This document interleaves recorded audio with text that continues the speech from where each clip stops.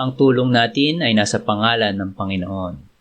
Siya ang lumikha ng langit at lupa. Ating ipahayag ang ating mga kasalanan sa Diyos. Ang ating Diyos ay Diyos na mahabagin at mapagpatawad.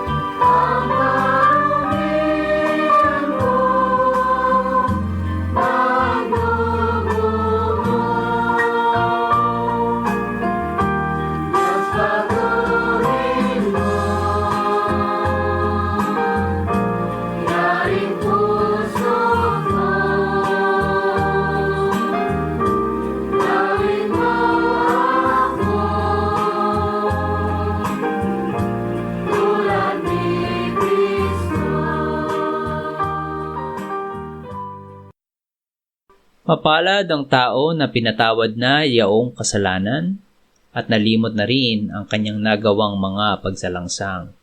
Mapalad ang taong sa harap ng Panginoon ay di na pinararatangan ng kasalanan, dahilan sa siya ay hindi nanlilinlang. Nung hindi ko pa naipapahayag yaring kasalanan, sa buong maghapon ako'y nananangis sa matinding lumbay. Sa araw at gabi, bigat ng kamay mo ang nararamdaman, ano pa't wala nang nalalabi akong lakas sa katawan. Hamog ang kaparis na dagling na tuyo sa sikat ng araw.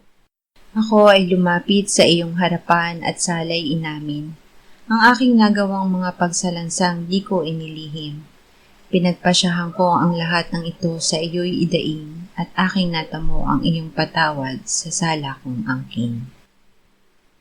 Mga minamahal, sinasabi sa unang Juan 1:9, kung ipinapahayag natin ang ating mga kasalanan, maaasahan nating ipatatawad sa atin ng Diyos ang mga ito at lilinisin tayo sa lahat ng ating kasamaan sapagkat siya'y tapat at matuwid.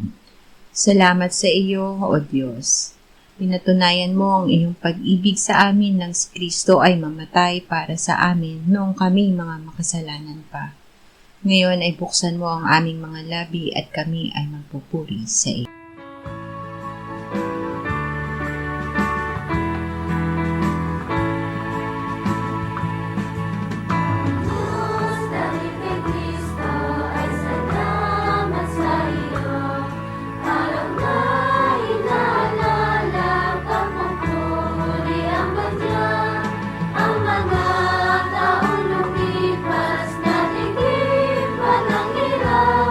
Dahil sa iyong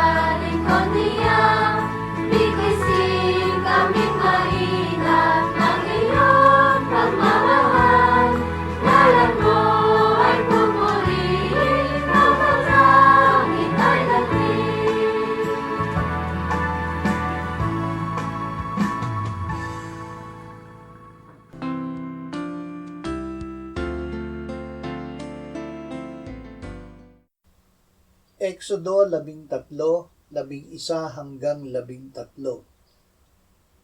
Kapag dinala ka na ng Panginoon sa lupain ng Kananeo, gaya ng ipinangako sa iyo at sa iyong mga ninuno, at pagkabigay niyon sa iyo, ibubukod mo para sa Panginoon ang lahat ng nagbubukas ng bahay bata. Lahat ng panganay na lalaki ng iyong mga hayop ay sa Panginoon. Bawat panganay ng asno ay tutubusin mo ng isang kordero, at kung hindi mo tutubusin ito, iyong babaliin ang leeg nito. Lahat ng mga panganay na lalaki sa iyong mga anak ay iyong tutubusin. Ang pagtubos. Noong hating gabi ng unang Paskwa, pinatay ng Panginoon ang lahat ng mga panganay sa lupain ng Ehipto, mula sa panganay ng Faraon na nakaupo sa kanyang trono, hanggang sa panganay ng bihag na nasa bilangguan, at lahat ng panganay sa mga hayop.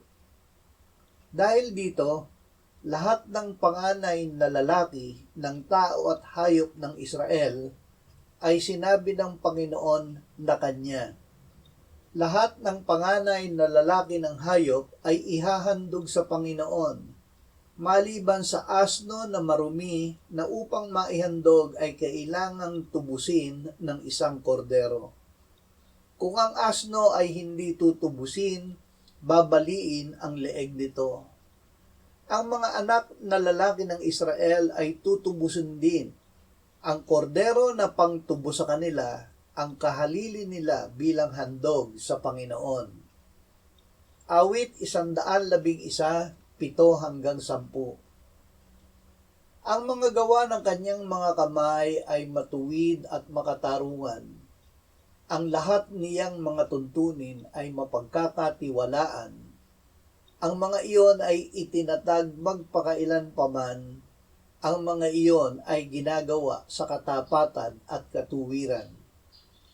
Siya'y nagsugo ng katubusan sa kanyang bayan. Kanyang iniutos ang kanyang tipan magpakailanman. Banal at kagalang-galang ang kanyang pangalan.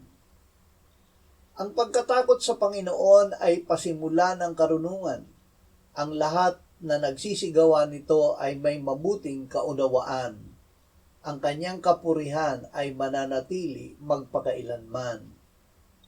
Isinugo ang katubusan. Diyos ang nagsugo ng katubusan dahil walang sino man sa atin ang makatutubos ng sarili. Ang lahat ay nagkasala at walang sino mang karapat-dapat sa paningin ng Diyos.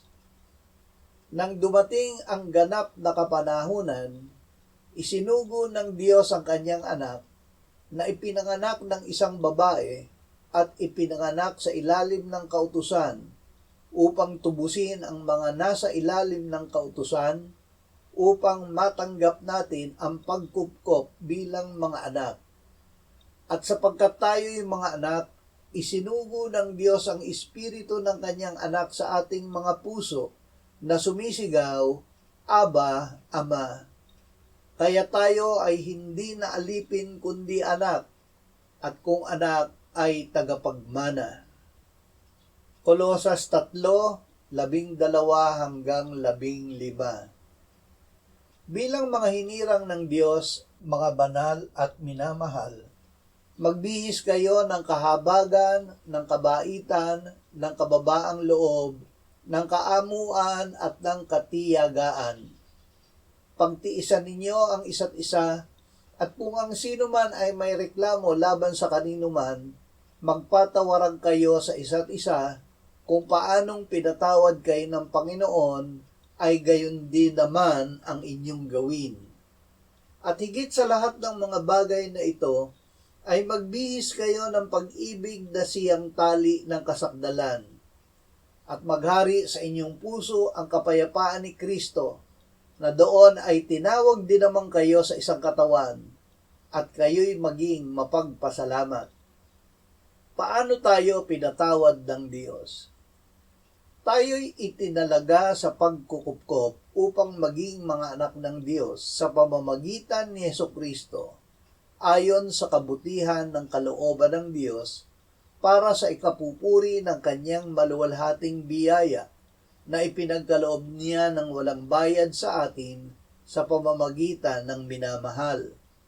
Sa kanya'y mayroon tayong katubusan sa pamamagitan ng kanyang dugo na kapatawaran ng ating mga kasalanan ayon sa kayamanan ng kanyang biyaya.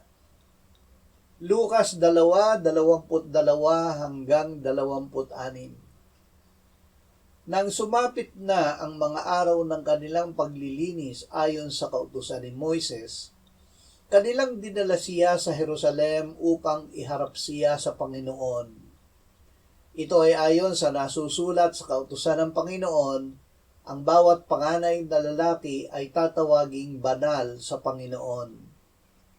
Sila'y naghandog ng alay alinsunod sa sinasabi sa kautusan ng Panginoon, 2 bato-bato o 2 batang kalapati. Noon ay may isang lalaki sa Jerusalem na ang pangalan ay Simeon. Ang lalaking ito'y matuwid at masipag sa kabanalan na naghihintay sa kaaliwan ng Israel at nasa kanya ang Espiritu Santo. Ipinahayag sa kanya ng Espiritu Santo na hindi niya makikita ang kamatayan hanggang sa makita muna niya ang Kristo ng Panginoon. Itinalaga sa Panginoon. Ang alay na bato-bato o kalapati ay hindi pang tubo sa sanggol na si Jesus. Ito ay alay para sa paglilinis ni Maria ayon sa hinihingi ng kautusan. Si Jesus ay dinala sa templo upang italaga sa Panginoon. Siya lamang ang kordero ng Diyos na nag-aalis ng kasalanan ng sanlibutan. Walang ibang handog na maihahalili sa kanya. Ipinahiwating ng Espiritu Santo kay Simeon na ang sanggol ang pagliligtas ng Panginoon na sinabi sa kanya na kanyang makikita bago siya pumanaw. Ang sanggol ay itinalaga ng Diyos na mamatay para sa kasalanan ng sanlibutan. Ang kamatayan sa krus ang tabak na sinabi ni Simeon na tatagos sa kaluluwa ni Maria. Lumaki ang bata. Bilang tunay na tao, ang batang si Jesus ay lumaki, lumakas, na puno ng karunungan at sumakanya ang biyaya ng Diyos. Sa paraang ito ay nalaman niya, ang lahat ng mga bagay ay ibinigay sa akin ng aking Ama.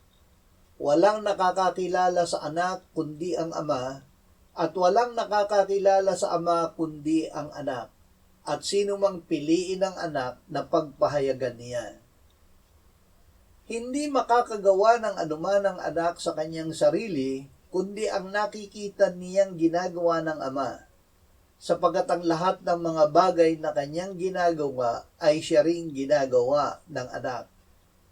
Ako'y hindi nagsasalita mula sa aking sarili, kundi ang Ama na nagsugo sa akin ay siyang nagbigay sa akin ng utos kung ano ang dapat kong sabihin at kung ano ang dapat kong bigkasin. Nalalaman ko na ang kanyang utos ay buhay na walang hanggan, kaya't ang mga bagay na sinasabi ko ay aking sinasabi ayon sa sinabi ng Ama. Hindi ako nag-iisa, sapagkat ang Ama ay kasama ko.